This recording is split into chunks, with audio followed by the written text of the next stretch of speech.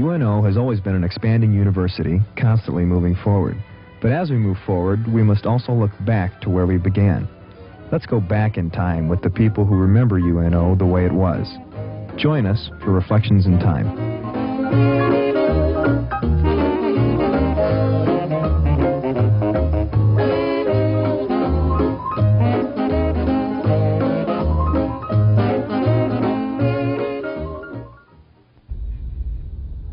Well, it's May 23rd, 1989, and we're situated, a small television crew and me and one guest, in the faculty lounge of the Health, Physical Education and Recreation Building, a relatively new building on our UNO campus. And I guess that's part of our reason for being here, not the newness, but some of the older things that have gone on that we'd like to think about. And I guess it's the reason many years ago I started doing a series of programs with a variety of people called Reflections in Time. These weren't to be programs in the normal sense. They were to be reflections, as I mentioned, of that person's look at the university that he or she had lived and worked at for usually many, many years. And so we continue that here in 1989, and today we continue it with our colleague from the Education College, Pauline Wilcox, who's been here 20-some years. We'll pin that down more carefully a little later on. But she's, the other day we enjoyed a retirement party for she and another person or two, and I thought she should come by and reflect on her times here. Pauline, glad you could join me. Thank you. Pauline, let's start way back when you were a very little girl, a baby, that sort of thing in your early family life. Where did you originally come from? Well, I came from eastern Iowa, in a little town called Eddyville, which is about 70 miles south of Des Moines. Mm-hmm. Very small town. So you didn't live in the country, you lived in a small I lived at the edge of town. Yeah. We had a cow and a horse, you had a little farm chickens, and a big garden and all that kind of thing. Well, for those of us that know small towns, that wasn't unusual. No. So you lived in town, but you were sort of on the farm. Right. Exactly. Well, you grew up in the small town atmosphere. Did you have a big family, a little family? What was it like? Well, there were 5 children in my family, 2 brothers and 2 sisters, and I. You were the baby of the family? No, I was the oldest one, so I got to help take care of all the kids. Well, where was school in those days? Was it consolidated yet, or did you have a small school right there in Eddyville, or what? We had a small school. I guess you'd call it a kind of like a campus, because the whole school was all on one lot. Mm-hmm. We did have a high school building and a grade school building, and it was 16 blocks from where I lived, and so I walked 4 miles a day, good which walk. I guess is good now. Today, well, we do that all the time. Right. Yes, I should do that now. But remember, as a little girl, I like to ask something like this, since you ended up in teaching and teaching education. Did you like school as a little girl? Oh, yes, I loved school. Any special reason why, do you recall? Well, I think I had a lot of good teachers, for one thing, even though it was a small town. I recall practically all my teachers. Do you? And I always played school when I was a child with my dolls and with my younger brothers and sisters, and I guess I was just born to be a teacher. Well, you went through that small high school and so on, and then it came time to do something else. Were you still making your home in Eddyville? Did you go off to college? No. What happened? No, I went to the University of Northern Iowa, which was known then as Iowa State Teachers College. College. Yes, up at Cedar Falls. Right, exactly. And I majored in early childhood education. I loved working with little kids. I'd done quite a lot of that. When I was in high school, we had what we called a normal training program. Oh, yeah, yeah. And I was one of those people in normal training. And whenever there were teachers that were unable to be on the job that day, they called on me to come and substitute. So you got free, practice you know. teaching in high school. Right, but it was fun. I always enjoyed doing that, and so I had lots of experience, and I got a whole week of experience out in a rural school one time. That was my student teaching, right? Yeah. That was my student teaching at the high school level in my normal training. But then I went to the University of Northern Iowa, and I did my student teaching there on the campus. I was going to ask you, though, about something you mentioned there a moment ago. I find it interesting, and many people would know about this. You said in your high school you had some normal training. Now, that goes back a bit to the way we used to train elementary teachers, didn't we? It was a program that could literally let you, after you were out of high school sometimes, start teaching almost, Yes. couldn't it? In fact, I could have. My sister did.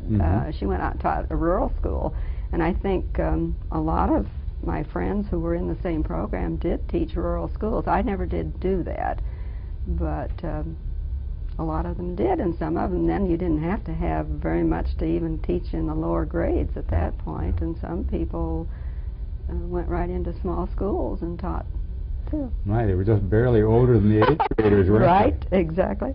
Now, that normal training, I find that so interesting because I think I had some teachers in my early life that came out of that program, and I had some good teachers too. What kinds of things did they give you as a high school student to get you ready to teach? Oh, goodness, we had school management, and we had psychology and grammar, lots of grammar, which wasn't harmful at all to me. No. Gee, I just can't remember all the hard other to courses, remember. but those were some of the things. I know we had to take a test. I think, I don't know whether it was a state, what it was, but anyway, we had to take a state test. To qualify you. To qualify, right? You had to have that in order to be certified. So if, when you were done with high school, you could have gone out being certified to teach in an elementary school in Iowa. Right.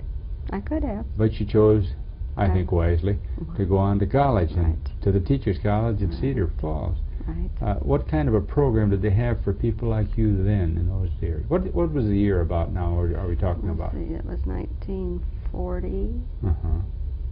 about 1939, I guess. Sort of the Depression days, the early days of the Yes, war and that sort of thing. Exactly. Tuition didn't cost much, but Oh, people didn't have much no. money either, did they? No, and I stop and think about it. I lived in the dormitory, and I think it cost me something like $33 a quarter. We were on a quarter system then for tuition.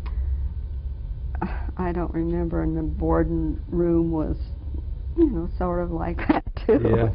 Very little compared to what it is now, that's for yeah. sure. Any things that stand out in your memory about life in college? Things that, or people that are memorable to you? Well, I went to school with Craig Fullerton. Yeah, I didn't know that. I think he was maybe a senior when I was a freshman or a sophomore, I don't remember. And his wife lived in the same dormitory I did, and she was a good friend of mine. And little did I know we would ever meet up again someday, but we did. And I had a lot of good friends in college that 2 or 3 of them I still correspond with, and most of them were music majors. I had very little knowledge of music. I loved it, but I sure was not a music major. But most of those friends of mine were. And but you stayed on a pattern of elementary ed. yes, well, most of them I think were in elementary ed with music majors or minors, actually, is what they call them then. Yeah, Cedar Falls had a good music and theater program, as I recall. Yeah. Right, and we had a campanile. Yes, as we do now in Right, that's the only one 1989 here at the university. Right. Yeah, one of the 600 schools. I that do remember that. The kids used to congregate at the campanile. And yeah. Well, we'll talk about our local landmark too a little later in our life as we go along here. Well, it sounds like you, Pauline, like you enjoyed your time in college. Oh, I did. And that got you ready to be a teacher. Really got you ready. Exactly. So what happened next? Well, I graduated. I had 2 years of college. I didn't get a bachelor's because at that time You took could the take two-year a two-year program, which is very and then you could usual. Yes, and it was a lot of education compared to other people because some people were teaching with only 1 year or maybe even a summer school or something. So I got a job in my hometown, and I taught. Oh, you went back teaching your own school? Went back to my home school. Well, I'd borrowed money to go to school. My folks couldn't afford to send me, so I borrowed money, but they thought, well, that was one way they could help me pay it back. They could let me stay at home, and so that's what I did. And I taught 2 years, and I had a 3rd and 4th grade combination, 42 kids. Oh, wow. I said I was too naive to know I had any problems at that point. You know, I thought I had all the answers to everything. Wow. And, you know, as I recall, though, we did some of the same things that people are doing right now. I don't know whether I was ahead of my time or whether it just kind of came about, you know. I just did it. Did you enjoy it right away? Oh, yes, I enjoyed it. Well, you've done a fair amount of teaching with practice teaching and Yes. teaching substitution. Right. Yeah. Oh, my practice teaching at college level was not all that great, however. As I Didn't said, amount I to much, did it huh? on the campus in the laboratory school. Oh, they had a laboratory school. Right, Yeah. and I had a second grade, and I remember so well there were 7 of us in the same room at the same time, and I think I taught spelling and math for 10 weeks. That was my student teaching. Oh my! And you mean there were 7 teachers at work at one time? Exactly. Like There were 7 of us in like that a same factory room. line. It was. It really, if I hadn't had some background in teaching before, I don't know how I would have ever learned. Your high school normal training Right. really was helped better. you. Right. Yeah. But the little lady that I had for a, they called them critic teachers. Mm-hmm. I remember.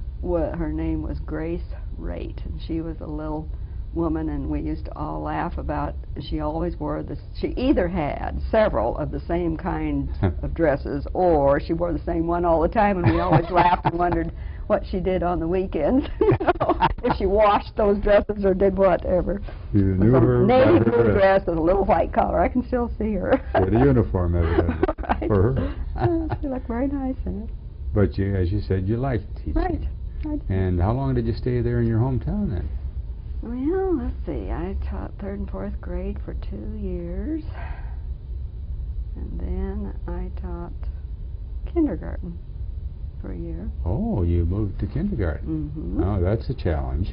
Yes, but I liked that. That was really what I wanted since I'd had early childhood. Uh-huh.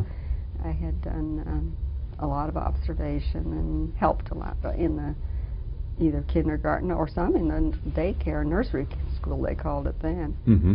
So that really was my first love. So when they had an opening in the kindergarten, then they asked me if I'd like to do it. So I did. You know, and you can attest to this or disagree with it, I think in small towns and in the country, sometimes teachers had the luxury of less discipline problems than they do as the cities get bigger. Would that be the case, do you think? I think so. It was at that time, but of course that was way back when. Yeah. So we had some interesting things going on. I'll never forget one little boy when I was teaching. That was my first year, and this little boy, you know, they didn't divide the kids up. You just got all the 3rd graders Sure. and all the 4th graders. So Yeah. I was busy working with 4th grade one day, and a little girl that sat behind this little boy that I'm speaking about came running up to me, and she said, "Oh, Miss Scott, come quick.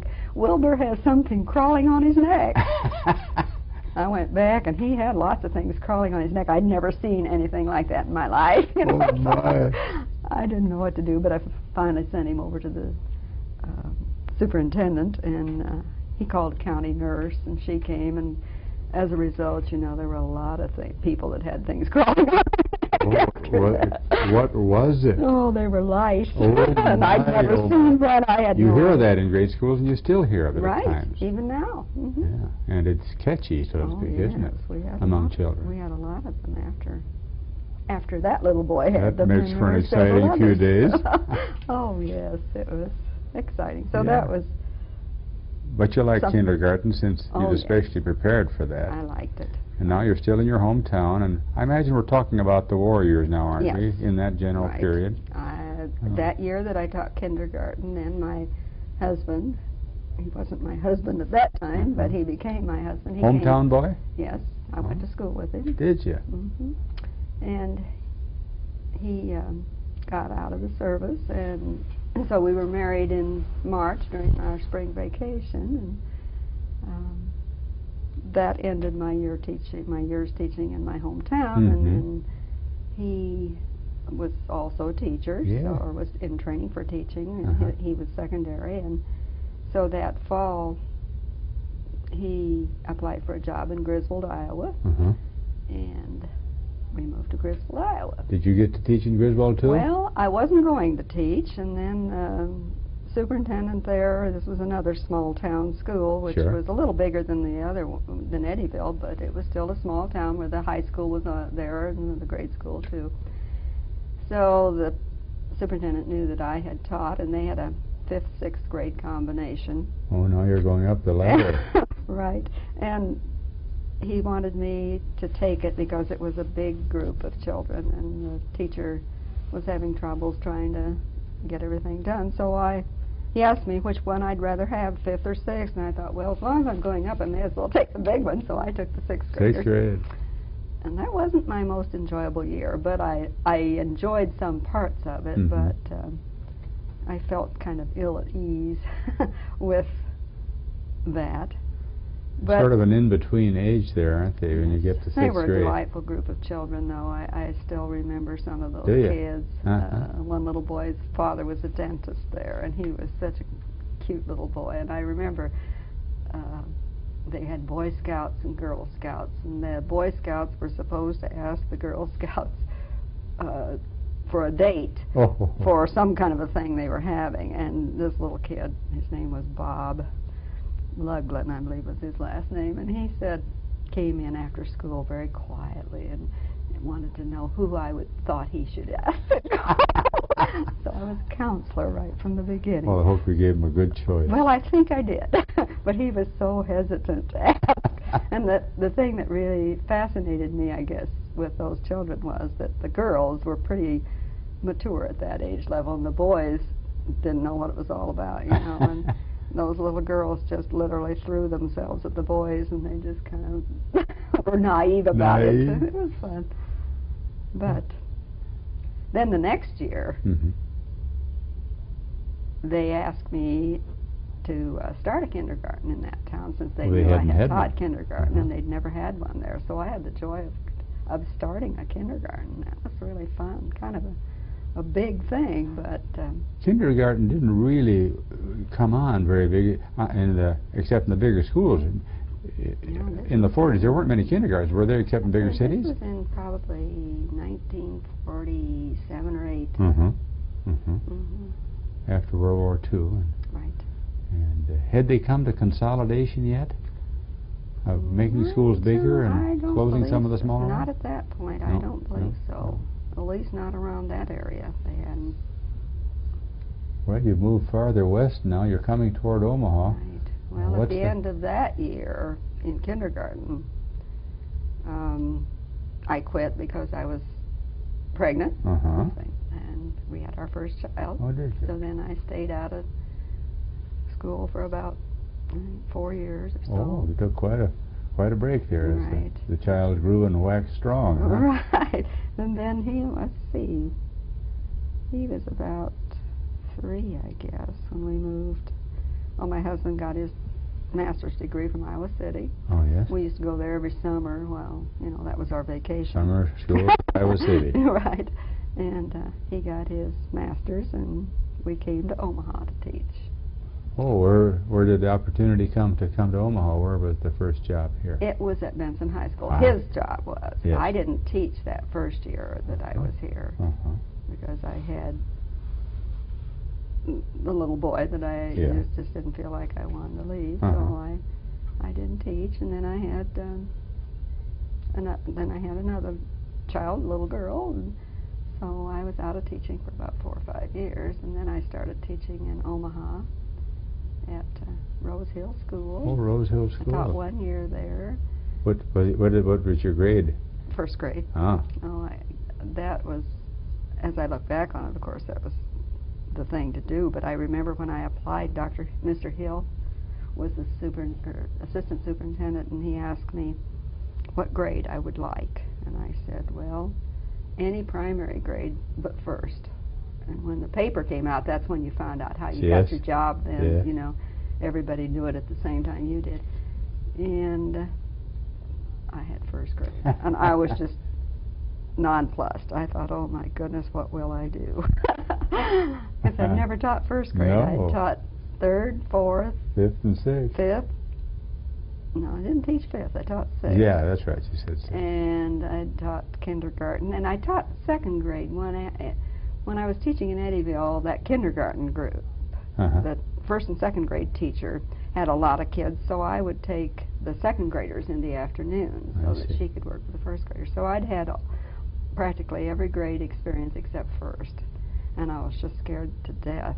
But I had the good fortune of having a lady there who had taught first grade, I think, since the building was built. She was an older teacher, and she literally took me by the hand, and every night we'd plan. And well, that's so wonderful to have help like that. About 5 or 6 weeks or so, then I felt like I had it fairly well under control. Mm-hmm. So it worked out fine, and I loved teaching first grade. I always tell my students that if they want to go on an ego trip, they should teach first grade, because the children love you and they come to you knowing very little, and when you see them leave at the end of the year, they can read the newspaper and write and do all the... You see a lot of change in 1 year, don't you? Right. Oh, goodness. That's exciting. That's, I think, of all the grades, you see the biggest change in first graders of anything, even with kindergartners. Well, I've taught for a long time, but not first grade, and I would think that'd be a tremendous challenge. It was. It was really exciting. Well, you kept this up at Rose Hill or other places, or how did this go? I quit at the end of that year because we had our third and final child. And so then I stayed out a semester, and then I started again teaching, and I went to Central Park School. This time you didn't stay out as long. No, I only stayed out. You're used to the pattern of change here in children. Right. Well, I had a wonderful babysitter, so I could go back. She was just like Grandma. She lived next door to me. And oh, isn't that nice? her husband was on the railroad. He was gone all week, and she was looking for something to do, and she was just like my mother. You know, she did everything for me, so it was really wonderful, and she loved kids, and they just were wild about her, so it worked out real well. Yeah, it sounds great. So I went back to teaching, and it's kind of funny, you know, nowadays you take a job wherever they say, we have a job here, you take it. Well, at that time there were 3 openings, I remember, and they said, you may choose whichever one you want. So I chose Central Park. Up north. I guess the reason I did, well, someplace in there, I can't remember, it was in that time that I was at home that I did some substituting. Thought, well, that's way, you know, I'll kind of get acquainted with the school. So I had gone to Central Park a lot of time. Paul Turnquist was there then, you probably remember. Yes, I do. And they always made me feel so welcome, and the staff seemed to be getting along well together and everything, and I liked that place. So I said, well, I'll take Central Park. One of the others was Yates, and I can't remember what the other one was. But anyway, there were 3 opportunities, and I didn't know too much about the other schools, so I just took that, and I taught there then. I was first grade, and I taught there for, well, 9.5 years. Oh, good part of 10 years you were at that. Now, during this time, did your husband stay at Benson? He was at Benson. And then, after all these years, did you start wending your way out this way, or what happened next? I came out here in 1964 as a graduate assistant. When it was still the University of Omaha. That's right. And in the meantime, I had gone to school out here and taken some classes. Who was your first contact? Who was the first person that you really got with out here on the campus in education? I think it was Dr. Bethel. Holly Bethel. Dr. Holliday was another one that I had as a teacher when I was out here. And so anyway, I worked that whole year as a graduate assistant. Working on your master's. And worked on my master's. I didn't finish it, and the next year I went back to teaching again in first grade. I went to Hartman School, taught first grade up there in a cottage about a block away from the school. Oh, yeah.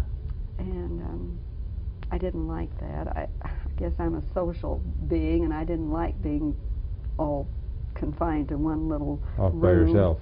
Yes. Well, there were actually 5 or 6 of us down there, but you know, everybody had their own little cottage. And I remember telling Owen Knutson one day, he asked me how I liked it, and I said, well, if I'd have wanted a country school, I would have asked for one. I had known Owen for a long time. He lived next door to us when we first lived in Omaha. Oh, is that right? So he was just a friend, you know. But anyway, I managed to live that year out.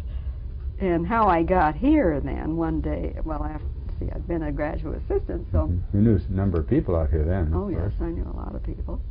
And so one day, I wasn't at school, I was ill that day. And Dr. Bethel came out to the school to ask me if I would take a job out here. Oh, what kind of a job did she have in mind for you? Well, she wanted me to teach. I've forgotten now what all. One of the things was Intro to Education and Language Arts, I think. Well, since I wasn't there, of course, she couldn't ask me there, but she called me on the phone that night then and wanted to know if I would do that. Well, of course, I was delighted to do it. I had had enough experience working with students when I was out here because I did a lot of substituting again for faculty that weren't. You're always substituting when you're going to school, aren't you? Right. But I did a lot, and I helped with student teachers. And of course, I'd had lots of student teachers when I was teaching, so I knew what it was like, and I enjoyed working with young people. So I took the job. And we were in that old administration building. Yes. On what, second floor, I believe. The whole College of Education was nestled there pretty much together, weren't they? Right, and there were. Who was the dean then? Dr. Gorman. Yeah, Frank Gorman. Yes, and he was. When I told him I'd come, he said, "Oh, I'm so glad." You know, I just felt like, gosh, I've come back home because he was so. Made you feel so welcome. Made me feel like I really Wonderful needed. Man. Yes. Wonderful man. Oh, he was. I'd had him for classes. Sure. You know, when I was working on my master's. Introduction to research, probably. Right, exactly. And I'd also had him for I think it was a special education class that I took. So I had known him. So you sort of felt like you were coming home. Exactly. I sure did. And is that the way it worked out for you? No, I think so. But over the years, what was the college that you became a part of now as a faculty member? What was it like when you first came here in terms of size and the programs that you were offering? Do you recall what it was like, Pauline? Well, it wasn't nearly as big as it is now, that's for sure. I remember my office over there in that building. There were two of us to an office, and the offices were rather small. Very small. So when you had conferences with student teachers, you felt like you were out in the middle of in a goldfish bowl. You know? I've always felt kind of sorry for students because it wasn't very private, but it worked out all right, and it so happened that the people with whom I shared an office were always the kind of person who would get up and leave if they thought you were going to have a conference that needed to just be alone. Oh, I remember having so many student teachers. I think we had, I can remember having as many as 24 or 25 student teachers. Is that right? Oh, that's a load. Yes, it was. Besides teaching a full load, I don't think we divided it up like we do now. No. Well, tell about that, because that, you say 24 teachers.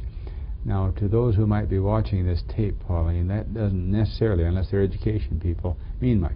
What did you do with and for those 24 future teachers? What was the pattern of life there in terms of that beyond your teaching? Right. Well, we had to go out and visit those students in their classrooms, and we went like 4 or 5 times.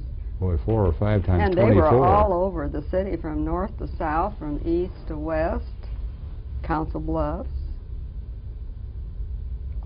any place around. I don't. Had a lot of time in the car. Oh, you did.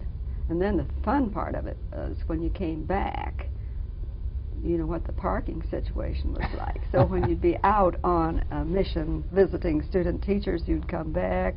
There would be no place to park. I've heard that from teachers time and again. In I can remember sitting in the parking lot for like 30 or 40 minutes waiting for a place to park. Easier to leave than to come back. Right. Well, where do you go? You know, and if you came back, you found the same situation. The only time that I guess you could come back safely and find a place to park would be like at the noon hour when people would go out to lunch, so you take their place. But you know, that's another thing that we had fun when I first came here. There would be like 8 or 10 of us that would be out visiting student teachers, and we'd see each other sometime that afternoon before we went or the morning before we left, and we'd say, well, let's eat lunch at such and such a place.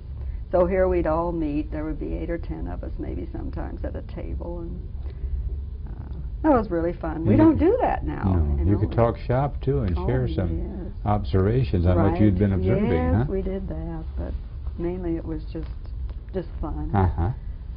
Sound like you enjoyed those early years. Oh, I did. Well, did the work that you have been doing with the university over these 20-some years change much? Have you continued in that pattern, working with teachers, with student teachers, through all your years? Yes, I've worked with student teachers. I think one semester I didn't because I had a full load of classes. My classes, the things that I taught, have changed because I remember the first, I don't know whether it was the first year I was here or the second year, but I kind of think it was the first. And Dr. Gorman came in one day and he said, you know, I'd like to have an early childhood education program. Will you write some syllabi? Just like that, you know. So I can remember sitting down and writing, I think there were 3 syllabi that I wrote, like in a day or so. Oh, I can't imagine. They're somewhat similar to what they were then, but I don't teach those classes anymore. They hired some people at a later time to do that, but I can remember writing those, and at that time syllabi didn't have to be approved by anybody other than, I think, the dean and maybe Dr. Bethel looked at them, but I don't think they had to go through all the red tape that we do now. Well, the early educational area then that you had been trained in a long time ago at Iowa Teachers really was just sort of coming on here then, huh? That's true. It was. That would have been in the late... He knew I had taught in early childhood and had some knowledge of it, so he trusted me, I guess, or at any rate, I did it. Now, did you find, as you look back now, that as you began to teach, although you taught different things, Pauline, that the pattern of what it took to get a teacher ready to teach has changed much over the years, or has it been pretty much the same things with some more emphases that have been added? What's it been like in terms of a pattern, if there is one? Oh, I'd say it's not too terribly different. Yes, we've added a lot of things. What are some of the major things? New ideas that come out. See, I teach, or have been teaching the last few years, mostly in the field of reading and language arts. And a lot of new developments that have taken place as far as reading is concerned, particularly. And some not so new, just new vocabulary. I mean, we talk about this whole language approach nowadays, and actually I think it's kind of a cross between individualized reading and language experience, and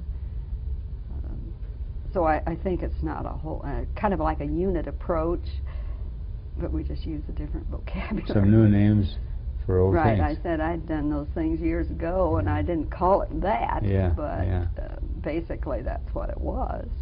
You know, you've taught and you've been a teacher, a student and a teacher, and done some administrative work too, I guess, over the years, but back there when you came out of Iowa Teachers, when you'd had your 2 years, do you feel that a young boy or girl who's going out now with the kinds of program we have, their ability to teach is much greater? Did they get a lot more than you did? Oh, much. Yes, I should say. I can remember the methods classes I took.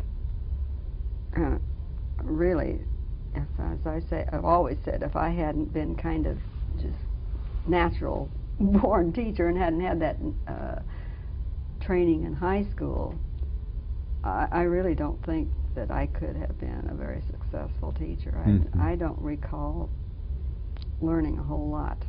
I can remember taking children's literature, and I don't remember even looking at a lot of books. I can remember the tests that teachers gave would be they'd give us a sentence out of a story and say, from what story did that come? And I mean, it was kind of trivia stuff. Reading, I remember looking at textbooks in that methods class, but I certainly don't remember much about learning how to teach reading. And as you mentioned too, the practice teaching was practically nothing. Practically nothing. Well, yes, I say I taught spelling, I taught math. Yeah. I never never did teach reading. In a comparative way, in 1989, Oh.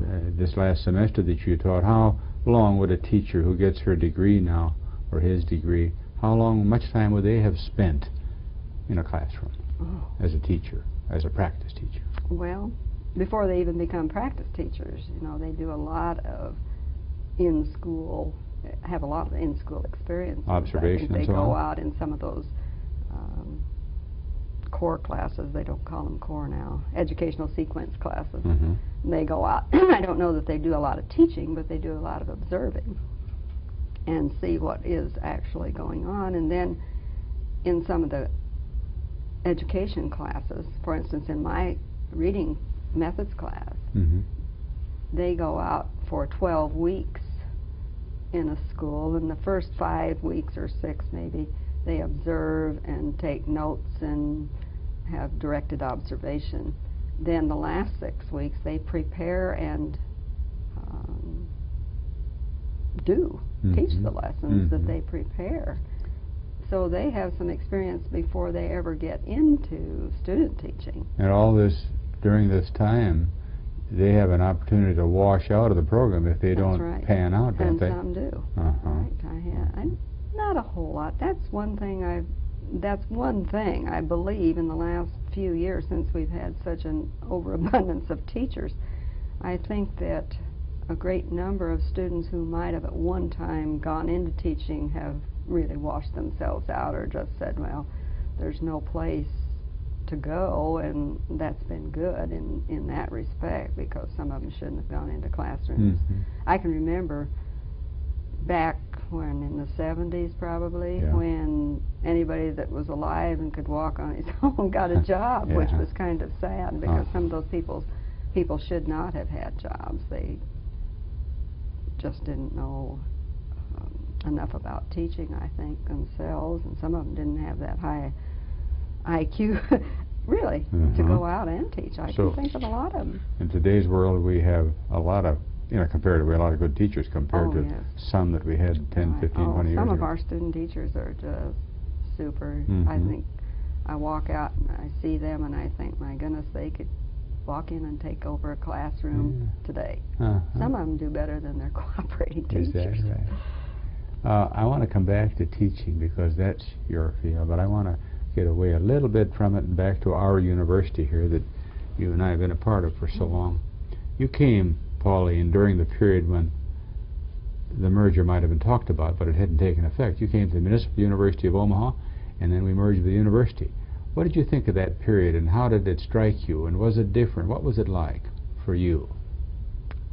Well, I don't know that it, for me, it made that much difference. I guess maybe I just didn't know enough about it to think about it, but I do remember the confusion, how people talked and felt like, I guess they were just really apprehensive. I think you're right. And we were told that things would go on the same. They gave a lot of promises about this will happen and that will happen or won't happen. And I guess that really was a cause for worry, stress, whatnot. But again, I think it was Dr. Naylor was the president at that time, and I can remember his having a big meeting. You probably remember that too, where he explained to us what was going to happen. And I guess if we didn't join the system, we probably would not be here today. No, I don't think we'd be sitting here. Because it just was a matter of money, and no longer could the municipal university exist. There just wasn't money for it. So I think it was real trying. A lot of people I know that had been here longer than I and knew what was going on a little bit better than I did, perhaps, really felt bad about it. Well, we're a lot bigger now. Oh, yes. We have a bigger campus. Right. This and building I think we're in. it went well. I mean, I suppose there are things that we all worried about and maybe would have done differently, but in the long run, I think it was positive. I don't think that we suffered too much from it. And as I say, if we hadn't done it, we wouldn't be here talking today. Well, one of the big things in your 20-some years here certainly is not buildings No. or numbers, but specific people. There are probably a bunch of people that stand out in your memory that meant something to you and in turn to the university, and maybe you could mention some of them and things that you remember. Well, we mentioned before Dr. Gorman. Yeah. And Dr. Gorman was a wonderful gentleman, just an ideal dean, I think. And he was so supportive. I remember the first year I was here, and I remember having a student teacher whose husband, I believe, was on the faculty here. And I supervised her student teaching, and I gave her a B, which at that point was fairly good. And I remember her husband coming over and just raising Cain with me. And boy, Dr. Gorman took him to task just like that, and there was no more problem. Yeah. So I remember him being very supportive. Wonderful man. And just, yes, he really was. Friendly and an excellent administrator. He made working a pleasure, didn't he? Yes, he really did. And as we said before, made you feel like you were part of it and that he was so glad you were here. Yeah. And that was good. Well, that was then, true of Holly Bethel, too, wasn't it? I was just going to say, then Holly Bethel would come next. Yeah. She, of course, had enough faith in my ability, I guess, to hire me, for one thing, after having, well, she'd supervised a lot of student teachers in my classroom when I was teaching. So she knew you. And then, of course, I worked for her when I was a graduate assistant. And so I guess she thought she knew me well enough to hire me. So, and we've remained friends. We had lunch together every once in a while yet. And she's a wonderful person, too. I agree. Another person I remember is Dr. Dunn. Oh, yes, And Joseph Dunn. Oh, Joe. Yeah, Joe. He was just a delight. I had him as a professor when I was doing my master's work, and always enjoyed him. He had such a sense of humor. And we used to, all of us, kind of, you know, play jokes on one another. And, of course, Dr. Dunn was right in the middle of all of it. He was always ready to play a joke on somebody. And we played jokes on him, and then he'd try to guess who did it. And he was one I'll always remember. And, well, Bob Ackerman was department chairman after Dr. Bethel left, and he was very supportive and a good fellow to work for, too. I never felt like I worked for him. I always felt like we worked together. And all those people, you know, you didn't feel like you were working for them. You worked along with them, and they made you feel like you were, which was a little different than being in a public school. Yeah. You know, I always felt like I was down here and somebody else was up here. There. I never felt that way out here. That's I guess a nice I feeling. just Yeah. right. Yeah. I felt like you were a colleague rather than working for someone. Oh, other people I remember. I remember Paul Beck. Oh, yes.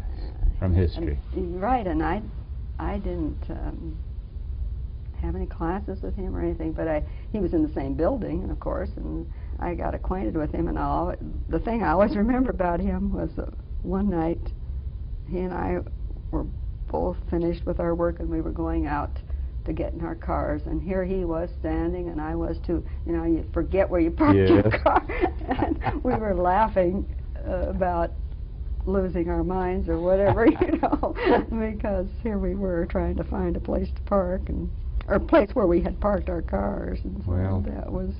Just being in the same building, you were bound to know Paul Beck. He was an outgoing, wonderful guy. He was just delightful. I really enjoyed him. Well, who else I remember? Well, it's hard always to Well, come of course, with. Dr. Holly. Oh, yeah. And she, of course, was not in my department, but she was one of those that we used to meet for lunch. She was in secondary ed. In that group. That's right. She was in that group. Well, I guess those are the people that are outstanding.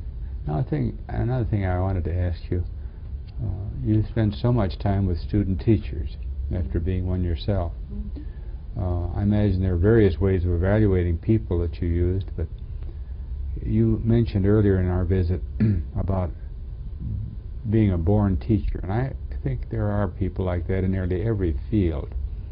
how do you go about, what do you look for in finding what a person's potential is to really be a teacher?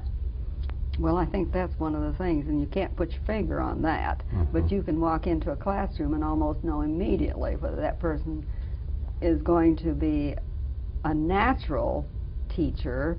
And I think there are people who were not what I'd say born teachers, can become good teachers by a lot of training and a lot of practice. But there's some people that are they just seem to have it. They just have all these things, whatever, charisma, maybe that's what you call it, I don't know. But one of the things that I always look for is main thing, I guess, is how do they relate to children? Because I think if they can't relate to children, then they might as well forget it, because that's what you have to do. Yeah, you have to like. You have to like them, and that, not only that, but I always tell my students, it isn't whether you like children, but it's if you can let them know you like them, and there's a difference. Oh, yeah. Some people I've known say, oh, I went into teaching because I like kids, but sometimes that's not evident, you know. They may like them, but they just can't seem, like this semester I had a student who said he liked kids, but he was always just afraid he seemed to be afraid to get close enough to them to even touch them on the shoulder or wink his eye at them or smile at them, or I don't know whether he was afraid they'd get away from him, but you know, a natural born teacher just has that inclination to do that. So. Another thing that I wanted to ask you about, Pauline, not only do we look at teachers and future teachers, but you looked at a lot of students, and whether you were their teacher or your practice teachers were, has the challenge of teaching changed as our culture has changed? From the time you went to Iowa Teachers to now, we've come with television and consolidation of schools and magnet schools and busing and all these things that have gone into teaching and learning.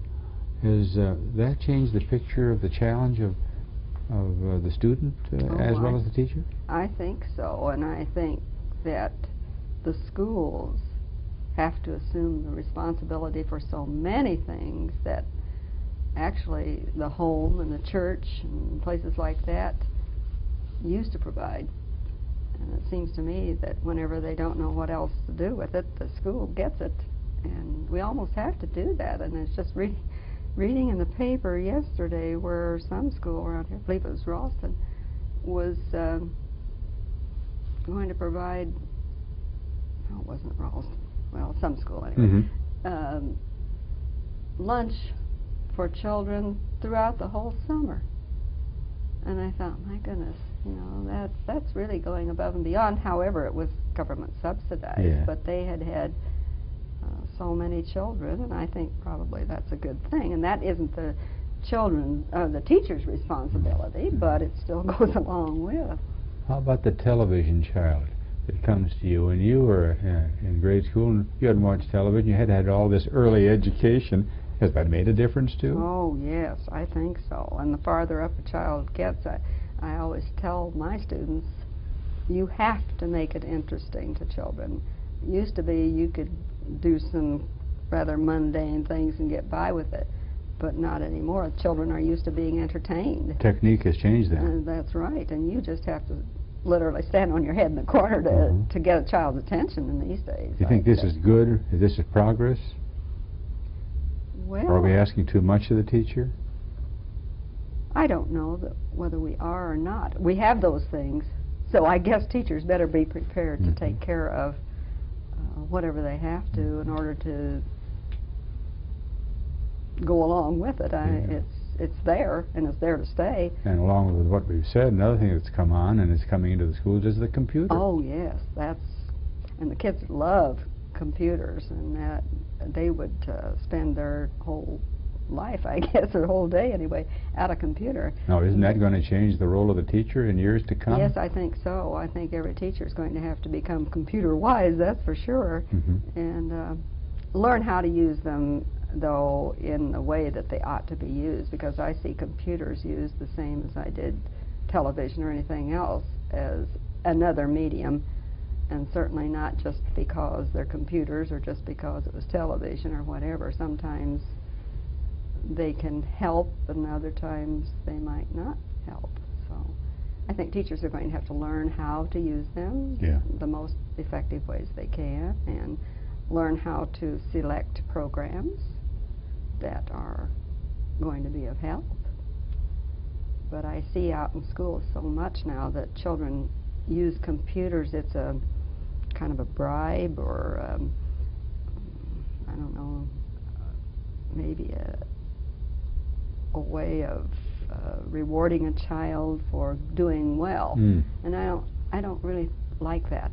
I think that computer ought to be either part of the education or not, but I don't believe it ought to be used that way. I think as teachers get used to it, and every teacher, I think, should certainly have some education about how to use them. As you look back over all these years now, Pauline, of teaching and practice teaching and teaching kindergarten and 5th grade and future teachers, which of it all have you liked the most? Found most satisfying, whatever? Oh, I guess whatever I was doing, I liked the most. Hey, that's great. I love what I'm doing now. I guess the thing that I like now is that I feel like I'm sharing all my knowledge with students so they can go out and work with kids. And I like working with young people, but I love teaching. When I was teaching little kids, or as I say, 6th grade wasn't my best year, but it wasn't something that I hated. I liked it, but I felt a little ill at ease. But I guess whatever grade I've been in, I thought, well, this is pretty nice. I like this. There are good things about every grade and about every job. And I guess I've always said to my students, if I were to go back to teach in the elementary school, I would still think I probably opt to teach 1st grade, but I would do any of them. Sounds like you've adjusted well to whatever the job was. Well, I hope so. And I know my friends said to me when I came out here to teach, and I had come from a 1st grade, and they said, oh my goodness, isn't that a big jump? How do you go from 1st graders to college juniors or so? And I said, well, you know, there really isn't a whole lot of difference, because teaching is teaching, and sure, you're going to have to sophisticate it a little bit, but really, you know, you follow the same kinds of patterns. You don't, if you really teach, you teach. The basics haven't changed much then, have they? No, they really haven't. One quick thought, we're nearly done. How's retirement strike you? Mixed emotions. I don't want to retire and sit in a rocking chair. I hope I can keep busy with something worthwhile, and I volunteered my services to anybody and everybody that could use me. So you're going to keep busy? Oh, I hope so. I think I could. After working all my life, literally, I don't believe I could ever just sit down and do nothing. Well, I thank you for sitting down today with me and chatting for a while about your reflections on your life and your work in this university. I do appreciate your being with me. Well, thank you. It's been real fun. I've enjoyed it. As I said almost an hour ago, it's the spring of 1988 and May 23rd, and we've been visiting today with Pauline Wilcox, who's just retiring now from her life and work in our University of Nebraska at Omaha in the College of Teacher Education. I thank her very sincerely, and I thank every one of you that has sat down for a few minutes or a lot to watch our reflections in time.